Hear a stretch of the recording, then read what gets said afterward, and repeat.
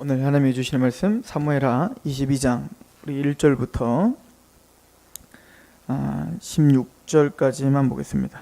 19절까지 보겠습니다. 사무엘하 22장 1절에서 19절까지 말씀 제가 봉독하겠습니다. 여호와께서 다윗을 모든 원수의 손과 사울의 손에서 구원하신 그날에 다윗이 이 노래의 말씀으로 여호와께 아뢰어 이르되 여호와는 나의 반석이시요 나의 요새시요 나를 위하여 나를 건지시는 자시요 내가 피할 나의 반석의 하나님이시요 나의 방패시요 나의 구원의 뿌리시요 나의 높은 망대시요 그에게 피할 나의 피난처시요 나의 구원자시라. 나를 폭력에서 구원하셨도다. 내가 찬송받으실 여호와께 아뢰리니 내 원수들에게서 구원을 받으리로다. 사망의 물결이 나를 애우고 불의의 창수가 나를 두렵게 하였으며 스올의 줄이 나를 두르고 사망의 올무가 내게 이르렀도다. 내가 환난 중에서 여호와께 아뢰며 나의 하나님께 아뢰었더니 그가 그의 성전에서 내 소리를 들으시며 나의 부르짖음이 그의 귀에 들렸도다. 이에 땅이 진동하고 떨며 하늘의 기초가 요동하고 흔들렸으니 그의 진노로 말미암음이로다. 그의 코에서 연기가 오르고 입에서 불이 나와 사람이여 그 불에 숯불이 피었도다. 그가 또 하늘을 들이우고 강림하시니 그의 발 아래는 어두컴컴하였도다. 그를 타고 나르심이며 그룹을 타고 나르심이며 바람 날개 위에 나타나셨도다. 그가 흑암 곧 모인물과 공중의 빽빽한 구름으로 둘린 장막을 삼으심이며 그 앞에 있는 광채로 말미암아 숯불이 피었도다. 여호와께서 하늘에서 우레소리를 내시며 지존하신 자가 음성을 내시며 화살을 날려 그들을 흩으시며 번개로 무찌르셨도다. 이럴 때 여호와의 꾸지람과 콧김으로 말미암아 물밑이 드러나고 세상의 기초가 나타났도다. 그가 위에서 손을 내미사 나를 붙드시며 많은 물에서 나를 건져내셨도다. 나를 강한 원수와 미워하는 자에게서 건지셨으며 그들은 나보다 강했기 때문이로다. 그들이 나의 재앙의 날에 내게 이르렀으나 여호와께서 나의 의지가 되셨도다. 아멘. 사무엘하 22장은 다윗의 감사시죠. 승전가라고도 써 있는데 다윗이 하나님께 올려주는 감사한 고백의 찬송이며 또 기도이며 예배이죠. 오늘 이 사무엘하 22장의 이 승전시, 이 감사시는 네 부분 정도로 나눌 수가 있습니다. 1절부터 3절까지는 하나님께서 구원하신 하나님이 누구신지, 자신이 인생 속에서 배운 그 하나님이 누구신지를 고백하고 찬양하고 있는 장면이 바로 1절에서 3절까지 말씀이 되겠죠. 그런 4절부터는 그 하나님께 고난 중에, 환난 중에 기도하고 아뢰고 또 그 기도에 응답을 하시는 그 신실하신 하나님. 그래서 그 하나님의 백성들이 고난을 당하지만 그 고난 중에 우리는 하나님을 찾고 하나님께 아뢰일 수 있음을, 그래서 하나님은 그 기도의 응답으로 이 악한 자들을 심판하시고 마침내 정의와 공의와 하나님의 성품을 드러내시고야 말 것임을 이제 선포합니다. 그리고 이제 19절까지 그 기도의 응답의 어떤 공의로운 심판을 이야기하고 20절부터 하나님은 행한 대로 갚으시는 하나님이심을 찬양합니다. 의로운 자에게 하나님은 상 주시고 또 25절에 보면 여호와께서 내 의대로 그 눈앞에서 내 깨끗한 대로 내게 갚으셨도다. 자비한 자에게는 주의 자비하심을 나타내시며 완전한 자에게는 주의 완전하심을 보이시며 깨끗한 자에게는 주의 깨끗함을 보이시며 사악한 자들에게는 주의 거스르심을 보이시리니 주께서 곤고한 백성은 구원하시고 교만한 자를 살피사 낮추시리라. 그러니까 하나님은 정의롭고 공의롭게 이 땅에서 행한 대로 갚으시는 하나님 이라는 이제 찬양과 경배를 올려드리죠.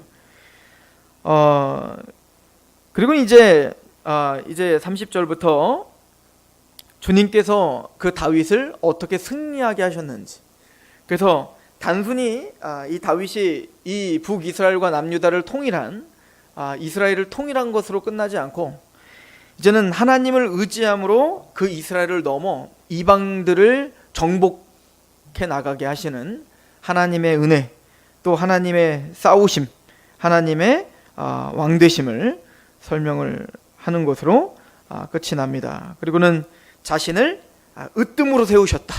이제 그렇게 찬양이 맞춰지게 됩니다. 이렇게 네 부분으로 나눠진다고 생각하시면 됩니다. 사실은 이 네 부분의 시를 가만히 읽다 보면 그냥 우리가 지금까지 사무엘상과 사무엘하에서 다윗의 인생을 우리가 촘촘하게 잘 상고를 하셨다면 다윗이 어떤 마음으로 지금 이러한 고백들을 하고 있는지를 충분히 이해할 수가 있죠. 첫 번째 단락에 그 여호와가 누구신가? 그 여호와는 우리의 구원자시다 라고 하는 것을 노래하면서 22장 2절부터 보면 10가지 정도의 그 하나님에 대해서 10가지로 표현을 하거든요. 반석, 요새, 또 건지시는 자, 나의 반석이신 하나님, 또 방패, 또 구원의 뿔, 망대, 또 피난처, 구원자, 또 폭력에서 구원하시는 자, 이렇게 하나님을 표현하고 있는 걸 볼 수가 있어요. 한마디로 말하면 하나님은 자신을 지탱하게 할 수 있는 반석이시며, 더 나아가서 그 적군들이 아무리, 그 악한 자들이, 원수들이 아무리 닥쳐와도 사실은 죽을 고비를 많이 넘겼죠, 다윗은. 그럼에도 불구하고 하나님은 때에 따른 은혜를 주심으로 요새처럼 자신을 지키시고 보호하셨음을 고백하고 있는 거죠. 또한 그런 음침한 골짜기를 다닐지라도, 사울에게 죽임을 당할 수밖에 없는 그런 포위를 당할지라도 하나님 그 가운데서 건지시는 하나님, 그죠? 실패가 없이 자신을 또 건지시는 하나님임을 고백하며, 또 그분이 나의 방패시며 구원의 뿔, 즉 능력이시다, 나를 구원하시는 능력, 힘이시다, 또 나의 높은 망대시요, 나보다 먼저 적군들과 원수들과 그 모든 세상의 모든 것을 다 알고 있어 나에게 먼저 알리시고 하나님은 나를 지키시는 분이다 라고 하는 거예요. 그리고 나의 피할 나의 피난처며 나의 구원자며 폭력에서 나를 구원하셨다. 그러니까 한마디로 말하면 그 하나님은 나를 구원하신 하나님이십니다 라고 하는 거죠. 우리로 말하면 그 구원을 찬양하는 거예요. 구속을 찬양하는 거예요. 여기서 보면 나를 폭력에서 구원하셨다 이렇게 표현하는데요, 그 압제, 또 그 두려움, 뭔가 얽어매인 곳에서 나를 건져주시는 하나님, 그 은혜를 찬양하는 겁니다. 이것은 단순히 다윗은 물론 이게 다윗 승전가입니다. 그러니까 사울에게서 승리하고 또 블레셋에서 승리하고 모든 열방들에게서 승리한 후에 하나님이 나를 어떻게 보호하셨고 구원하셨고 승리하셨는지 노래하는 거지만, 영적으로 더 들어가면 사실은 이 다윗이 승승장구하며 실제적인 싸움 속에서 실제적인 대적과 싸우는 걸로 끝나지 않았죠. 그 정점에 왔을 때, 그 대적과 싸웠던 승리했던 다윗이 그 정점에 왔을 때 뭐에 와르르 무너졌습니까? 내 안에 있는 대적들과 싸워서 완전히 무너진 거 아니에요. 그 유혹들에게 다 무너진 거 아닙니까? 죄에 힘없이 넘어진 거 아닙니까? 사실은 다윗의 인생을 통해서 우리가 봐야 되는 건 하나님은 다윗에게 그걸 알게 하고 싶었던 거겠죠. 그러니까 여러 가지 블레셋, 사울 이런 보여지는 적들이 있지만, 그런 무시무시한 적들이 다가올 때에도 내가 너를 건진 것처럼 사실은 더 중요한, 더 중대한 문제가 있는데, 그것은 우리의 죄에 대한 문제였던 겁니다. 다윗은 그 죄에 대한 문제에 직면해야 됐었고, 자신이 얼마나 파렴치한 자이며 자신이 얼마나 죄인인지를 깨달아 하나님 앞에 두렵고 떨림으로 서였어야 되는 인생을 후반전에 살았지 않습니까? 그래서 하나님은 다윗의 그 후반전의 인생은 다 그 죄를 짓고 밧세바와 간음을 저지른 그 이후부터 자신의 인생을 하나하나 돌아보면서 자신이 얼마나 하나님 앞에 실패한 자이며 자신이 얼마나 하나님 앞에 죄인인지를 깨닫는 인생을 살게 하셨다고요. 자신이 행했던 일들을 하나하나 되짚으면서 그것이 얼마나 징계받기 합당한 일들이었는지를 되짚으며 살게 하셨다고요. 그래서 다윗은 그의 인생 말년에는 모든 손을 다 놓고 하나님께는 의지할 수밖에 없는 인생을 사는 게 바로 다윗의 인생이었죠. 사실은 다윗이 젊었을 때는 힘있게 살았죠. 믿음으로 골리앗도 쳐부수고, 믿음으로 뭐 승리도 하고, 믿음으로 왕권도 지키고. 근데 다윗의 말년에 가면 이제는 그런 어떤 용맹함보다는 성숙함, 하나님을 알아감, 이런 것에 더 포커스를 둔 인생이었던 것을 볼 수가 있죠. 이게 요한일서에도 보면 하나님께서 우리의 믿음의 어떤 성장에 대한 이야기를 할 때 자녀들과 청년들과 아비들로 나눠서 우리에게 설명하지 않습니까? 자녀들아, 너희가 구원을 받았습니다. 청년들아, 네가 악한 자들을 이기었다. 아비들아, 네가 하나님을 알았다. 이렇게 표현하는 거예요. 우리는 처음에 구원을 받고 구원의 감격, 다윗도 마찬가지죠. 하나님, 내가 누구기에 목동이었던 나를 이 자리에까지 앉혀주신 겁니까? 이것이 그의 기쁨일 수 있죠. 그냥 그 다윗은 그걸 노래했을 수 있습니다. 그런 다윗은 더 나아가 대적들을 물리치며 하나님의 나라 이스라엘을 확장시키며 적군들과 싸워, 또 사울과 싸워, 그렇게 승리하는 그런 청년의 시기도 보냈습니다. 그러나 말년에는 다윗은 뭐죠? 나 자신을 알고 하나님을 알아가는 그런 겸허한 시간을 지내야 됐던 거죠. 이게 사실은 신앙의 성숙인 거예요. 보니까 신앙이 성숙하면 성숙할수록 더 조용해져요. 신앙이 성숙하면 성숙할수록 말이 적어져요. 신앙이 성숙하면 성숙할수록 자신을 더 성찰하게 돼요. 신앙이 성숙한다는 건 하나님을 더 깊이 깨닫고 자신을 더 깊이 깨닫고 그 안에서 하나님과 사람들 앞에 겸허해져요. 겸비해져요. 이것이 하나님을 알아가는 성장인 거죠. 다윗은 그런 죄에서 용서하시는, 자신을 용납하시는, 내가 지금 이 자리에 온 것이 단순히 목동이라고 하는 그런 표면적인 힘없는 자리에서 한 나라의 왕으로 세웠다는 감격 속에 있었는데 사실은 그것 이상이었다는 것을 다윗은 알았어야 되는 겁니다. 단순히 목동이었던 나를 왕으로 세우신 이것도 기적이죠. 그런 기적을 찬양하는 게 아니라 나는 애초에 죄인이었군요. 나는 죄 중에 잉태하였으며 죄악 중에 항상 있습니다 라고 하는 고백으로 들어가는 거죠. 그런 나를 구원을 시켜주시며 용납하시며 보호하시며 그리고 마침내는 이렇게 왕의 자리에 다시 회복시켜주시며 자신의 죄를 깨닫게 하시며 이 죄에서 건져주시는 그 은혜가 너무나 감격스러운 거죠. 사실은 우리가 부르는 구원의 노래는 바로 그 노래인 겁니다. 즉 우리가 죄와 사단의 권세에서 해방되었습니다. 내가 죄와 사단의 권세에 얽매여 이제는 하나님을 알지 못하고 나 자신을 사랑한 탐욕적인 생각과 이기적인 욕망으로 이제는 하나님의 말씀이 아니라 내 뜻대로 살아가던 그 인생이 하나님이 오래 참으시고 인내하심으로 나를 계속 성장시키며 마침내 나를 만나시며 마침내 예수 그리스도로 말미암아 꼬꾸라지게 만들으시는 그 은혜, 그래서 죄와 사단의 권세에서 우리를 건져주시는 그 은혜, 그냥 내가 교회를 나온 게 은혜입니다 라고 고백했다가 더 나아가 하나님, 나는 구원받을 수조차 없는 죄인이군요 라고 하는 자신의 죄됨을 더욱더 깊이 깨달아 고백할 수밖에 없는 그 은혜. 이런 사람들은 상한 심령이 될 수밖에 없죠. 이런 사람들은 하나님 앞에 목 놓아 울 수밖에 없죠. 이런 사람들은 하나님 앞에 감히 교만하게 나의 것을 가지고 나갈 수가 없죠. 왜? 내 것이 없다는 걸 알기 때문에. 하나님의 전적인 은혜라는 걸 알고 하나님 앞에 빈손 들고 그렇게 국류를 바라며 나갈 수밖에 없죠. 다윗이 인생 말년에 그거 깨달았던 거 아니에요? 다윗이 밧세바와 간음을 저지르고 우리아를 죽인 다음에 나단의 책망을 받은 이후에 지은 시를 한번 볼까요? 시편 51편. 우리가 이미 앞서 상고했었던 시지만 다시 한번 봅시다.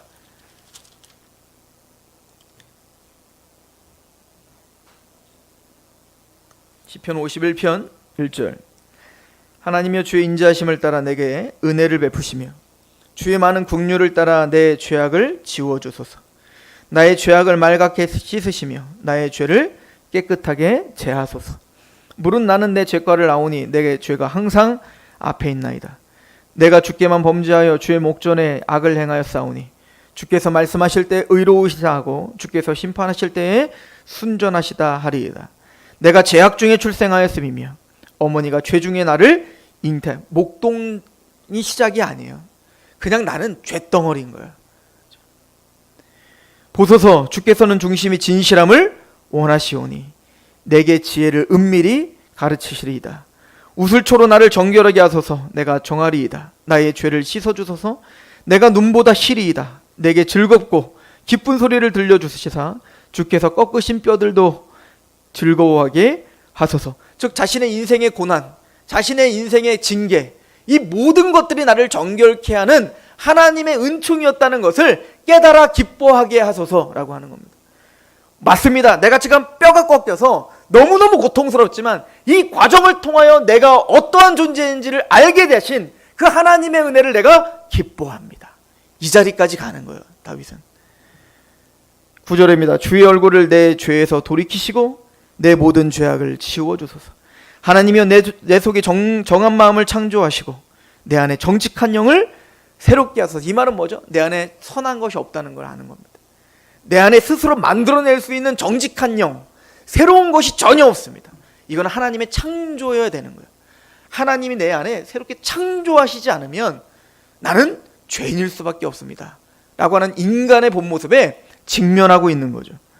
12절 주의 구원의 즐거움을 내게서 회복시켜 주시고 자원하는 심령을 주사 나를 붙드소서. 그리하면 내가 범죄자에게 주의 도를 가르치리니 죄인들이 주께 돌아오리다. 이게 중요합니다. 하나님의 은총을 압니다. 하나님, 내가 이런 파렴치한 범죄를 짓고 내가 죄악 중에 출생한 나인데 무슨 왕으로 왔습니다, 왕권이 빼앗겼습니다, 이 문제가 아니에요. 다윗에게는 이제 단순히 내 왕조가 무너진다, 내 아들이 나를 배신했다, 사울이 나를 죽이려고 한다, 이 문제가 아닌 거예요. 다윗은 죄의 문제인 겁니다. 하나님 앞에 설 면목이 없는 자인 걸 알게 되는 겁니다. 왕권이 회복되지 않아도, 또 내 가정이 다시 회복되지 않아도 지금 다윗이 고백하고 있는 최대한의 문제는 이 죄의 문제가 해결된다는 거예요. 나는 이렇게 도저히 용서받을 수 없는 죄악 중에 죄인입니다. 그런데 하나님, 나의 죄를 용서해 주세요. 하나님, 구원의 감격을 회복시켜 주세요. 여기엔 소망이 있죠. 하나님의 언약을 알고 있기 때문이 아니에요. 그래서 다윗은 용서함을 아는 자였던 겁니다. 하나님의 긍휼을 알았던 자인 거예요. 하나님이 어떠한 자까지 용서하실 수 있는가, 하나님의 그 용서의 그 사랑의 높이와 깊이와 그 어떠하심이 얼마나 값진 것인가를 다윗은 그 인생을 통하여 배운 거죠. 그리고 그 긍휼의 하나님, 그 사랑의 하나님, 그 용서의 하나님, 그 하나님을 내가 믿지 않는 자들에게 전파하겠습니다. 내가 그 하나님을 자랑하겠습니다. 내가 그 하나님을 전하겠습니다. 지금 그 얘기하고 있는 거 아니겠습니까? 그래서 말하는 겁니다. 13절 그리하면 나를 용서하시면 내가 범죄자에게 주의 도를 가르치리니 죄인들이 주께 돌아오리다. 나만 죄인이겠습니까? 다윗만 죄인이겠습니까?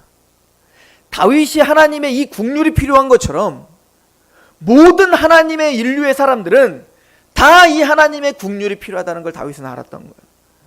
내가 그 범죄자들에게 하나님의 은혜가 있다고, 하나님의 용서하심이 있다고, 하나님의 인내하심이 있다고 내가 그들에게 전하겠나이다.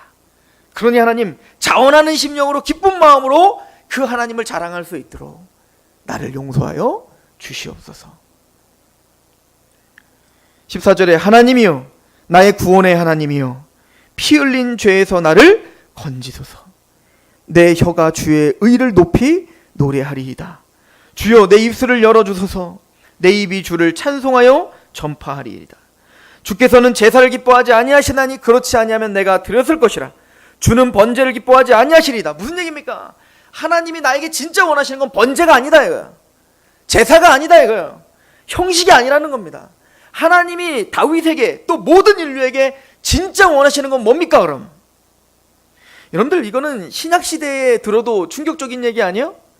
이건 구약시대에 지금 쓰고 있는 거예요. 다윗이 그때는 죄사함 받을 수 있는, 또 하나님께 나아갈 수 있는 유일한 방편이 성전에서 제사 드리는 거라고 생각했다고요. 그런 그 양 잡고 소 잡는 그 시대인데, 그 시대에도 다윗은 뭐라고 고백한 겁니까? 이거 하나님 진짜 기뻐하는 거 아니야. 이게 진짜 본질이 아니야. 하나님이 진짜 원하시는 제사가 따로 있어요. 그게 뭡니까? 17절 하나님께서 구하시는 제사는 상한 심령이라. 하나님이여, 상하고 통회하는 마음을 주께서 멸시하지 아니하시리다. 다윗은 이걸 깨달았던 겁니다. 하나님이 우리에게 원하시는 건요, 돈이 아니에요. 우리가 높은 지위를 얻고 높은 뭔가를 성취를 해서 그 성취물을 하나님께 가지고 나오는 게 아니라고요. 하나님이 우리에게 받아내고 싶어하는 것은 상한 심령인 겁니다. 내가 하나님이 없으면 아무것도 아닌 자입니다. 하나님의 은혜가 없으면 나는 아무것도 아닌 자입니다. 하나님 앞에 울고 죄 때문에 울고 하나님을 영화롭게 하지 못했던 하나님이 미워하시는 죄에 또 넘어진 것 때문에 울고 우는 그런 상한 심령을 하나님은 원하신다는 겁니다. 이게 하나님 우리가 드릴 수 있는 제사인 거예요. 주의 은택으로 시온의 선을 행하시고 예루살렘 성을 쌓으소서. 그때 주께서 의로운 제사와 번제와 온전한 번제를 기뻐하시리니 그때 그들이 수소를 주의 제단에 드리리이다. 먼저는 상한 심령이 먼저다 이거야. 그리고 하나님은 제사를 받겠다 얘기인 거죠. 사실은 이건 예언이기도 합니다. 이게 언제 이루어지는 거죠? 예수 그리스도의 십자가로 이루어지는 겁니다. 그래서 십자가 앞에 섰을 때 다윗이 이 고백하는 게 모든 게 이루어지는 겁니다. 십자가 앞에 섰을 때 십자가를 부인하며 도망갔던 모든 제자들이 자신이 얼마나 주님 앞에 십자가 앞에 파렴치한 범죄자인 게 직면하는 겁니다. 십자가는 우리의 모습을 보는 겁니다. 하나님이 자기 아들을 십자가에 달려 죽일 수밖에 없는 그 분노를 쏟아부으는 것이 바로 나에게 쏟아부을 수밖에 없는 그런 죄인이군요에 직면하는 거예요. 그리고 통회하는 거죠. 그리고 하나님 앞에 몸둘 바를 모르며 나오는 게 예배인 거예요. 다윗은 그 구원의 하나님, 반석의 하나님, 요새의 하나님, 망대의 하나님, 구원자의 하나님, 그 죄에서, 음침한 골짜기에서, 사단의 권세에서 우리를 건져내시어 해방하시며 우리를 기쁘게 하시고 하나님의 영광을 보게 하시며 그 용서를 알게 하시는 하나님, 다윗은 그것을 찬양하고 있는 것입니다.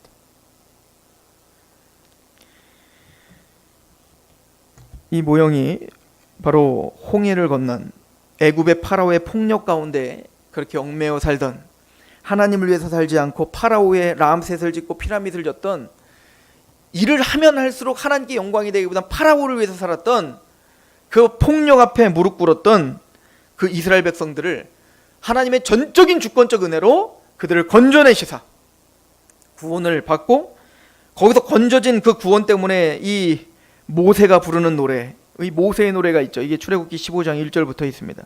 이때 모세와 이스라엘 자손이 이 노래로 여호와께 노래하니 일렀으되 내가 여호와를 찬송하리니 그는 높고 영화로우시며 말과 그 탄 자를 바다에 던지셨음이로다. 여호와는 나의 힘이요 노래시며 나의 구원이시로다. 그는 나의 하나님이시니 내가 그를 찬송할 것이요 내 아버지 하나님이시니 내가 그를 높이리로다. 여호와는 용사시니 여호와는 그의 이름이시로다.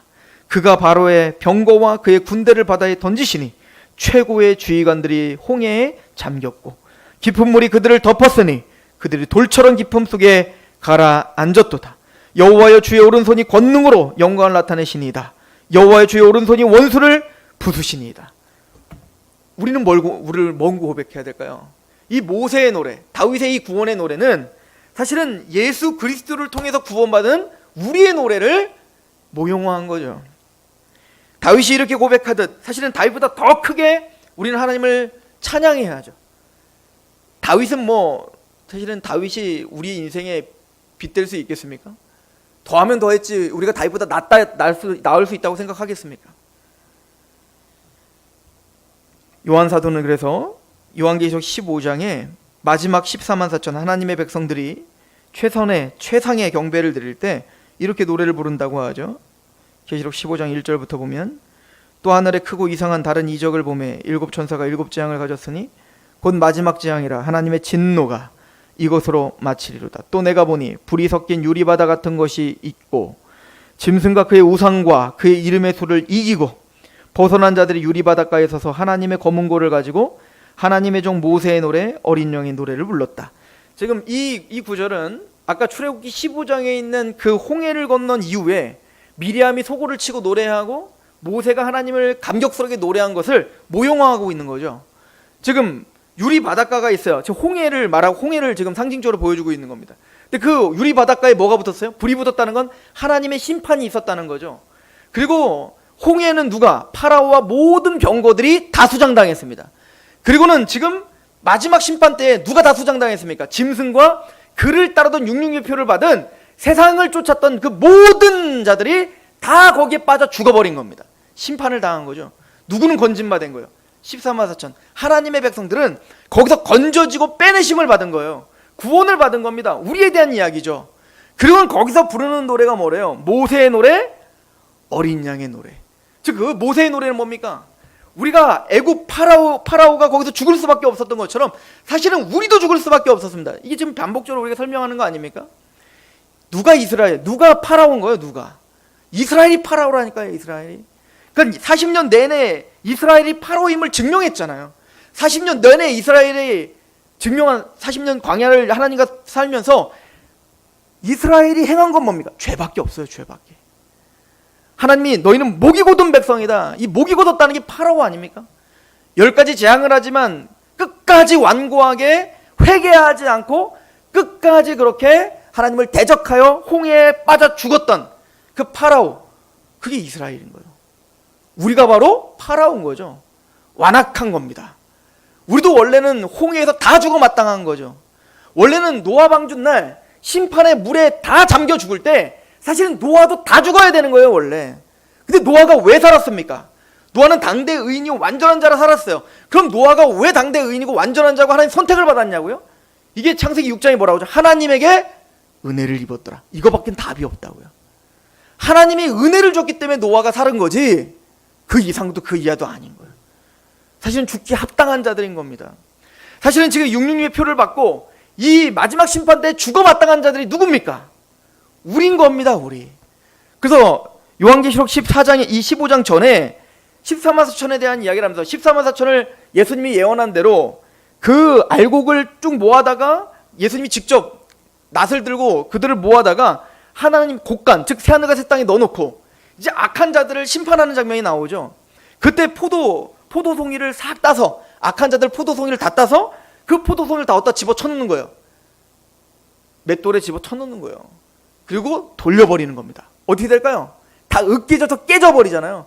그리고 그 피가 터졌는데 1600 스타디움, 즉 400km, 430km 정도가 피가 쫙 퍼지는 그 어마무지한 어떤 그 진노를 보여주고 있는 겁니다. 여러분들 이걸 실제적으로 봤다고 생각해 보세요. 서울에서 부산까지 되는 그 거리에 온통 피가 확 퍼지는 걸 봤다고 생각해 보시란 말이에요. 온 이스라엘을 덮을 만큼 그 엄청난 피의 양이 지금 그 악인들의 피로 뒤덮였단 말입니다. 이게 진노의 포도주 잔인 거예요. 여러분들 이 진노의 포도잔을 산 누구 것입니까? 우리 거예요. 우리 거. 내가 받아야 되는 거라고요. 내가 마셔야 되는 거라고요. 그런데 우리는 왜 곡간에 모아 우리는 구원을 받냐고요. 왜 그 홍해에서 다 수장당하고 불이 붙은 그 바닷가에서 우리는 건져져서 하나님의 은혜를 지금 찬양하고 있냐고요. 그 이유는 우리가 받을 그 잔을 예수님이 홀로 받으신 거예요. 아버지요, 이 잔을 할 수만 있으면 옮겨주세요. 하지만 내 원대로 마옵시고 아버지 원대로 하십시오. 그 십자가의 은혜, 그 언약의 은혜가 없다면 우리는 이곳에 있을 수도 없는 거죠. 즉 찬양, 다윗이 고백한 첫 번째 찬양은 바로 이 구원에 대한 노래였던 겁니다. 14만 4천, 이 계시록 14장에 14만 4천에 대한 이야기를 하면서 그래서 뭐라고 합니까? 14장 3절에 보면 계시록 그들이 보좌 앞과 내 생물과 장로들 앞에 새 노래를 부르니 땅에서 속량함을 받은 14만 4천 밖에는 능히 이 노래를 배울 자가 없다야. 십자가의 은혜를 알지 않고는, 그 용서하시는 은혜를 알지 않고는 우리는 찬양할 수가 없는 거죠. 우리의 첫 번째 찬양이 뭡니까? 구원을 노래하는 겁니다. 예수님 우리의 반석이십니다. 하나님 우리의 구원자십니다. 하나님 우리의 망대십니다. 그게 우리의 노래가 되어야 되는 겁니다. 그리고는 사무엘하 22장에 보면 다윗이 두 번째 노래하는 것이 무엇입니까? 4절입니다. 내가 찬송받으실 여호와께 아뢰리니 내 원수들에게서 구원을 받으리로다. 이게 참 재밌는데요. 3절에 보면 어떻게 끝납니까? 나를 폭력에서 구원하셨도다.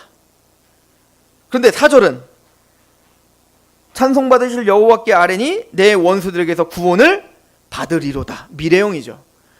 과거에 하나님이 나를 구원하신 그 은혜는, 나를 용서하신 그 은혜는, 그 구속을 경험한 그 경험은 하나님이 미래에도 나를 끝까지 책임져 주실 거라는 확신으로 우리를 끌고 가는 겁니다.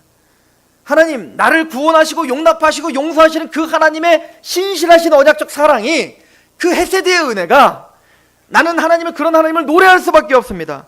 그래서 내가 찬양받으실 하나님께 내가 아뢰니 하나님은 나를 내 원수들에게 구원을 받으리로다. 하나님 앞으로도 나를 건져주실 것이며 마침내 하나님은 나를 높은 자리에, 마지막 어떻게 끝내죠? 가장 으뜸의 자리에 나를 올려 놓으시고야 말 것입니다. 착한 일을 시작하신 이가 예수 그리스도의 날까지 이룰 줄 내가 확신하노라. 예수님의 십자가의 과거의 은혜, 즉 우리를 속죄하신 그 용서의 은혜를 아는 자는 미래에 우리를 완전한 자로, 하나님의 영광스러운 자로 우리를 이루실 것에 대한 소망이 있는 거죠. 흔들림이 없습니다. 물론 다윗은 자신의 인생을 돌아갈 때 얼마나 많이 넘어졌고 쓰러졌고 죄를 범했는지 하나님 앞에 몸둘 바를 모르는 상한 심령으로 오늘도 나올 수밖에 없어요. 그럼에도 불구하고 다윗이 부인하지 못할 사실은 그러는 중에도 주님은 나를 세우셨다는 겁니다. 그리고 앞으로도 세우실 거라시는 거예요. 이게 견인의 은혜죠. 우리를 견디게 하고 인내케 하시는 그 하나님의 은혜가 우리를 붙들고 반드시 그 자리까지 가게 한다. 미리 하신 자를 미리 정하시고, 미리 정하신 자를 의롭다 하시고 부르시고, 부르신 자를 의롭다 하시고, 의롭다 하시는 영화롭게 하셨느니라. 우리 이미 영화롭게 하시기로 작정하셨습니다. 이것이 다윗의 고백이었어요. 그래서 요한복음에 이제 16장에 가면 예수님 말씀하십니다. 지금까지는 너희가 나의 이름으로 구하지 않았으나 이제는 구하라. 구하면 내가 이루리라. 나는 포도나무에 너희는 가지니 내가 저 안에 저가 내 안에 있으면 많은 열매를 맺나니 너희가 내 안에 거하지 않으면 열매를 맺을 수 없음 같이 하나님의 말씀이 너희 안에 있으면 무엇이든지 구하라. 그럼 다 이루리라. 요한복음 15장에 말씀하고 계시죠. 다윗은 왜 하나님께 기도해야 되는지를 아는 사람이었습니다. 그의 인생을 통해서 배운 거예요. 다윗은 자신의 힘으로 자신의 인생을 지탱할 수 없다는 걸 분명히 알았던 겁니다.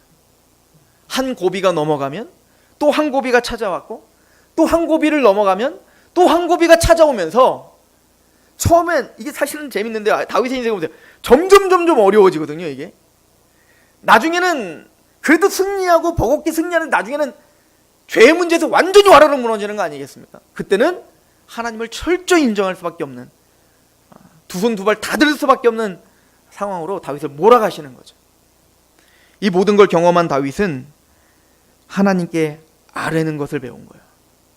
하나님께 기도하고 하나님께 상한 심령으로 나아가 하나님을 의존하는 법을 다윗은 배웠던 겁니다. 그래서 오늘 말씀을 보십시오. 4절부터 내가 찬송받으실 여호와께 아뢰리니 내 원수들에게 구원을 받으리로다. 사망의 물결이 나를 애우고 불의의 창수가 나를 두렵게 하였으며 수월의 줄이 나를 두르고 사망의 올무가 내게 이르렀도다. 내가 환난 중에서 여호와께 아뢰며 나의 하나님께 아뢰었더니 그가 그의 성전에서 내 소리를 들으시며 나의 부르짖음이 그의 귀에 들렸도다. 다윗이 뭘 본 겁니까? 하나님은 그 환난 중에, 고난 중에, 구원받은 자들의 고난이 있어요. 환난이 있어요. 믿음의 선지자들은 다 환난 가운데 살았습니다. 그런데 분명한 사실은 그 환난 중에 믿음의 사람들의 다름은 기도했다는 거예요. 그 환난 중에, 그 고난 중에 믿음의 사람들의 다름은 하나님께 아뢰었다는 겁니다. 사람을 찾아간 게 아니라 하나님을 찾아갔다는 거예요. 다윗이 그의 인생을 통해서 배운 건 환난 중에 여호와께 내가 아뢰었더니, 나의 하나님께 아뢰었더니 그가 그의 성전에서 내 소리를 들으셨다라고 이야기를 합니다. 성전은 하나님의 처소이죠. 임재의 자리이며 하나님의 통치의 자리이며 용서의 자리이며 하나님과 연합의 자리가 바로 성전인 거죠. 사실은 우리에게 있어서 성전은 이제 무엇입니까? 예수님이 성전이시죠. 이 성전 무너뜨리라는 거 아니에요. 46년 동안 전 이 성전 내가 3일만 다시 세워냈겠다. 예수님 십자가에 죽으시고 부활하신 이후에 육체를 가리켜 말씀하신 거라. 예수님이 우리의 성전이시죠. 야곱이 형 에서에게 쫓김을 당하여 그 두려움 가운데 이제는 어디에도 의지할 수 없는 그런 불안함 가운데, 환난 가운데 있을 때 그때 하나님이 하늘문을 열어주시고 사닥다리를 보여주셨다고요. 천사가 오르락내리락하는 걸 보여주시면서 거기서 하나님의 언약을 선포해 주셨습니다. 그리고는 이 야곱은 그 하나님의 언약만을 붙들 수밖에 없어. 그 하나님의 언약 간절히 붙들고 만약에 이 약속이 이루어진다면 나는 주님께 와서 이 자리에서 하나님께 제단을 쌓을 것이며 하나님께 10분의 1을 드리겠습니다. 즉 주재권을 인정하겠습니다 라고 고백하는 것. 이 언약밖에는 이제는 붙잡을 수 있는 게 없어요. 그럼 그때 이 야곱이 깨달은 게 뭐죠? 하늘과 땅을 연결하는, 하나님과 나를 연결할 수 있는 유일한 곳이 여기였구나. 여기에 하나님이 계신 줄 내가 몰랐구나. 이곳이 바로 하나님의 집이구나. 베델, 베이트, 집이라는 뜻이고 엘은 하나님이라는 뜻이에요. 즉 하나님의 집이 여기군요. 하늘과 땅이 연결된 곳. 근데 이걸 예수님 뭐라고 하며 요한복음 1장에 보니까 인자 위에 천사들이 오르락내락하는 거 보리라. 누가 베델이라는 겁니까? 누구 위에서 누구를 통하여 언약이 선포되며 누구를 통하여 우리의 모든 축복이 쏟아지는 겁니까? 예수 그리스도가 성전이시죠.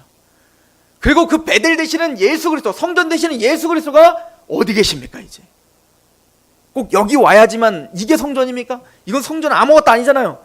이건 그냥 예배를 드리는 장소일 뿐입니다. 우리가 성전인 거예요. 여러분들 안에 예수님이 거하십니다. 우리는 환난을 당하고 고난을 당할 때 내가 어디에 있든 그곳에서 무릎 꿇고 기도할 수 있는 사람들이에요. 이미 하늘 문이 열렸고 하늘과 땅을 연결한 유일한 사닥다리신 예수가 우리 안에 심겨져 있다고요. 그래서 우리는 예수의 이름으로 오늘 담대히 아뢰는 겁니다. 물론 우리가 아뢰입니다. 하나님 힘들어 죽겠습니다. 고난이 있습니다. 하나님 언제까지 내가 참아야 됩니까? 날 좀 도와주십시오. 묵묵부답이에요. 하나님이 들어주지 않는 것 같아요. 여전히 악한 자는 더 악하게 사는데 더 잘 먹고 잘 사는 것 같고 하나님의 백성들은 더 힘들고 고난 가운데 사는 것 같아요. 하나님 언제까지 이렇게 정직한 자가, 의로운 자가, 하나님의 백성이 이렇게 과시를 당하며 무시를 당하며 살아야 됩니까? 이게 우리의 고백인 거죠. 다윗이 그런 고백이지 않겠습니까? 왜 내가 사울에게 지금 쫓김을 당해야 됩니까? 왜 내가 내 아들 압살롬에게 죽임을 당하는 이런 고난을 당해야 됩니까? 하나님 왜 내가 지금 이런 수모를 당해야 됩니까? 답답하지 않았겠습니까?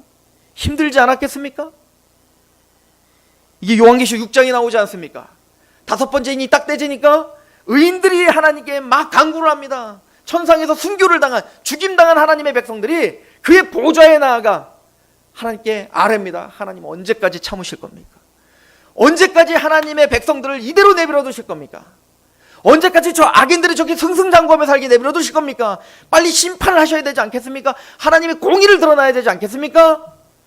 얘야, 너는 두루마리를 입고 조금 쉬라. 아직 너의 형제들이 피가 차지 않았다. 구원받은 하나님의 백성들의 고난은 이상한 게 아닙니다. 주님의 때까지, 주님이 작정하신 시간까지 우린 잠시 잠깐 고난의 세월을 보낼 수 있습니다. 꼭 이루어지지 않는 것 같습니다. 근데 요한계시록 8장에 그 성도들의 그 기도, 그 탄원의 기도, 그 신원의 기도, 그 눈물의 기도가 천사들의 손에 딱 들려 그 향으로 같이 올라가 하나님의 제단 앞으로 가, 하나님의 보좌로 가, 그 모든 기도들이 하나님께 상달되는 모습을 계시록 8장은 보여줍니다. 그리고 그 기도를 담은 그 그릇이 하나님께로 갔다가 나오니까 진노의 그릇으로 바뀌어 이제 7 나팔 심판 시리즈가 시작되는 거예요. 즉 이 세상의 심판, 이 악한 자들의 심판, 그 모든 것들은 바로 우리 기도의 응답이었던 거예요. 지금은 당장 보여지는 것 같지 않고 이루어지는 것 같지 않지만 요한계시록에 하는 얘기는 그겁니다. 하나님의 백성들의 아뢰는 모든 기도는 다 듣고 계시다. 그리고 반드시 하나님의 때에 반드시 갚으시고 보상하겠다 라고 약속을 하는 거예요. 다윗은 말합니다. 내가 환난 중에 아뢰었습니다. 그랬더니 어떻게 됐다는 거예요? 성전에서 내 소리를 들으시며 8절 보십시오. 이에 땅이 진동하고 떨며 하늘의 기초가 요동하고 흔들렸으니 그의 진노로 말미암음이로다. 그의 코에서 연기가 오르고 입에서 불이 나와 사름이요 그 불에 숯이 피었도다. 그가 또 하늘을 들이우는 강림하시니 그의 발 아래는 어두컴컴하였도다. 즉 독수리가 강하게 막 독수리떼가 확 날라오면 어떻게 돼요? 이 안에는 그늘이 확 지는 것처럼 하나님께서 그 원수를 갚기 위해서 하나님이 강림하시니 모든 땅이 어두워졌다는 얘기인 거예요. 이제 흑암이 드러워졌다. 그리고는 말합니다. 10절 그가 또 하늘을 들이우고 강림하시니 그의 발 아래 어두컴컴하였도다. 구름을 타고 나르심이며 바람 날개 위에 나타나셨도다. 그가 흑암 곧 모임물과 공중의 빽빽한 구름으로 둘린 장막을 삼으시며, 이거는 지금 폭풍을 친 걸 얘기하는 거예요. 모임물, 막 가득한 물을 담은 그 구름이 가득 끼어 있고 흑암이 가득하고 이제는 번쩍번쩍거리는 거, 이제 막 번개가 치고 천둥이 치고. 그러니까 하나님이 그 원수를 갚기 위하여 우리의 기도를, 다윗의 기도를 듣고 그 원수를 갚기 위하여 하나님이 강림하시고 계시는 모습을 보여주는 거예요. 우리가 가공할 만한 그 어마어마한 능력으로 그 원수들을 제압하러 오시고 있는 겁니다. 13절, 그 앞에 있는 광채로 말미암아 숯불이 피어도다. 여호와께서 하늘에서 우레소리를 내시며 지존하신 자가 음성을 내심이며 화살을 날려 그들을 흩으시며 번개로 무찌르셨도다. 이럴 때 여호와의 꾸지람과 콧김으로 말미암아 물밑에 드러나고 세상의 지초가 나타났도다.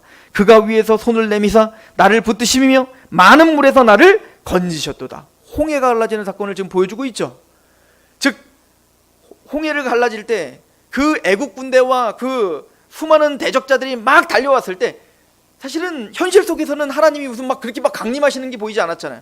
근데 하나님은 어떻게 했습니까? 홍해를 갈라쓰고 마른 땅을 내게 하신 다음에 하나님의 백성들을 구원하시고, 그리고 그 하나님의 진노는 모든 이집트와 그 모든 군대들을 수장시키고야 맙니다. 하나님은 다윗의 기도를 듣고 계신다. 하나님의 백성들의 기도를 듣고 계신다는 걸 찬양하고 있는 거예요. 하나님은 우리의 기도를 땅에 털어드리지 않는다는 겁니다. 구원의 하나님은 우리의 기도를 들으시며 우리의 부르짖음을 들으시며 우리를 응답하시고 우리와 동행하시며 우리를 이해하시는 하나님이다. 그리고 25절부터 그러므로 여호와께서 내 의대로 그의 눈앞에서 내 깨끗한 대로 내가 갚으셨다. 자비한 자에겐 주의 자비하심으로, 완전한 자에겐 주의 완전하심으로, 깨끗한 자에겐 주의 깨끗하심으로, 악한 자에겐, 하나님이 그대로 보상하시겠다. 하나님 앞에 정직하게 행하는, 정직하게 하나님이 우리를 대우하실 것이고, 하나님께 의롭게 행한 것을 하나님은 의롭게 우리를 대우하실 것이고, 그러므로 하나도 손해보는 일은 없다. 지금은 당장은 손해보는 것 같아요. 다윗이 그랬잖아요. 다 손해보는 일 같았지 않습니까? 그러나 궁극적으로는 하나님은 다 갚아주셨다. 내가 너를 갚아줄게. 내 눈의 눈물을, 계시록의 말대로 하면 내 눈의 눈물을 닦아줄게 라고 약속하고 있는 겁니다. 그리고 사무엘하의 마지막은 승리하게 해줄게 이거예요. 31절, 하나님의 도는 완전하고 여호와의 말씀은 진실하니 그는 자기에게 피하는 모든 자의 방패시로다. 여호와 외에 누가 하나님이며 우리 하나님 외에 누가 반석이냐. 하나님은 나의 견고한 요새시며 나를 안전한 곳으로 인도하시며 나의 발로 앞사슴 발같게 하시며 나를 나의 높은 곳에 세우시며 내 손으로 가르쳐 싸우게 하시니 내 팔이 활을 당기도다. 주께서 또 주의 구원의 방패를 내게 주시며 주의 온유함이 나를 크게 하셨나이다. 내 걸음을 넓게 하셨고 내 발이 미끄러지지 아니하게 하셨나이다. 내가 내 원수를 내 뒤쫓아 멸하여 싸우며 그들을 무찌르기 전에는 돌이키지 아니야, 멸절시켰다는 거죠. 내가 그들을 무찔러 전멸시켰더니 그들이 내 발 아래 엎드려지고 능히 일어나지 못하였나이다. 이는 주께서 내게 전쟁하게 하려고 능력으로 내게 띠띠우사 일어나 나를 치는 자를 내게 굴복하게 가는 곳마다 승리하게 하시는 겁니다. 가는 곳마다 굴복하게 하시는 겁니다. 가는 곳마다 승리하게 으뜸으로 만들고 높은 자리에 서게 하고 그 걸음을 넓게 하고 그를 넓은 길로 다니게 한다는 거예요. 왜 그럴까요? 왜 다윗이 가는 곳마다 승리하게 할까요? 사실은 파렴치한 범죄자 아닙니까? 하나님 앞에 사실은 설 수 없는 죄인 아닙니까? 그런 다윗을 왜 승리하게 하냐고요? 왜 하나님은 이기게 하냐고요? 다윗은 그 이유를 분명히 알았죠? 이게 오늘 중요한 메시지입니다. 43절, 내가 그들의 땅에 티끌같이 부스러뜨리고 거리에 진흙같이 밟아 헤쳤나이다.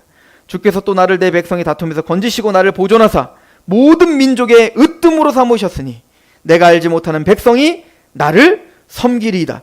그러니까 이방 나라까지도 어떻게 한 거예요? 다윗이 다 부수고 복종시켰다는 거예요. 이방인들이 내게 굴복하며 그들이 내 소문으로 귀를 듣고 곧 내게 순복하리로다. 이방인들이 쇠약하여 그들의 견고한 곳에서 떨며 나오리로다. 여호와의 사심을 두고 나의 반석을 찬송하며 내 구원의 반석이신 하나님을 높일지로다. 이 하나님이 나를 위하여 보복하시고 민족들이 내게 복종하게 하시며 나를 원수들에게서 이끌어내시며 나를 대적자들 자 위에 나를 높이시고 나를 강포한 자에게서 건지시도다. 왜요? 왜 이방인들을 부셔버려야 됩니까? 왜 다윗이 그들을 정복하도록 하나님 능력으로 함께합니까? 왜 다윗을 으뜸으로 만듭니까? 왜 다윗을 높일 수밖에 없습니까? 그래야 이방인들이 하나님을 알기 때문에 그렇습니다. 그래야 이방인들이 다윗이 경험했던 그 용서의 하나님, 그 사랑의 하나님, 나를 용서하시고 용납하시고 그래서 찬양받기 합당하신, 마땅히 경배받기 합당하신 그 하나님을 그들은 우상 숭배하며 하나님을 모르고 삽니다. 근데 하나님을 경배하고 있는 다윗 왕이 그들을 짓밟고 그들을 정복해야 그들이 그 높으신 찬양받기 합당하신 하나님께 예배할 수 있기 때문에 하나님은 다윗을 또 용서하시고 또 용서하시고 또 힘을 주시고 또 기도를 들어주시고 또 그와 함께하여 승리하게 하시는 거예요. 왜 하나님이 우리를 승리하게 해주셔야 됩니까? 왜 하나님이 우리의 가정을 지켜주셔야 됩니까? 왜 우리 교회를 지켜주셔야 되고 왜 우리를 걷는 그 길을 하나님이 그 발을 넓게 하며 우리가 넓은 길에 서게 하며 왜 우리가 으뜸이 되게 하며 왜 하나님 앞에 이 승리의 찬가를 부르는 자로 우리가 만들어줘야 됩니까? 왜 우리가 가는 곳마다 세상에 짓밟히는 사람이 아니요 그 세상을 능히 변화시킬 수 있는 사람으로 왜 하나님이 이기게 하셔야 됩니까? 하나님이 예배 받으셔야 되기 때문에 그렇습니다. 우리를 용서하신 그 하나님, 나를 용납하신 그 하나님이 우리를 통하여 예배 받으셔야 되고요. 지금도 범죄자인 하나님을 모르는 그들이 하나님께 정복당하여 그들도 예배를 해야 되기 때문에 그렇습니다. 이게 제사장 나라가 해야 될 사명입니다.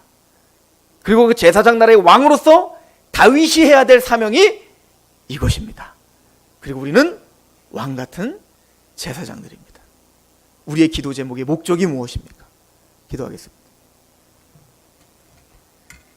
하나님, 우리가 매일 하나님께 우리의 상황을 알리며 눈물로 기도합니다. 하나님, 왜 그 기도 제목이 이루어져야 됩니까? 왜 하나님은 오늘 나를 도우셔야 되며 왜 하나님은 나를 능히 건지셔야 되며 왜 하나님은 능히 나를 또 용서하시고 용납하시고 구원의 완성으로 우리를 인도하셔야 됩니까? 하나님 영광 받으셔야 되기 때문에 그렇습니다. 우리의 삶을 통해 땅에 떨어진 여호와의 거룩한 이름이 다시 회복되셔야 됩니다. 우리의 가정을 통해서, 이 교회를 통해서, 또 죄악된 나를 통해서 하나님의 용납하심과 용서하심과 창조자의 심인 그 하나님의 하나님 되심이 드러나야 됩니다. 그러니 우리와 함께 하시옵소서. 그러니 우리의 기도를 들어주시옵소서. 그러니 우리와 동행하여 주시옵소서.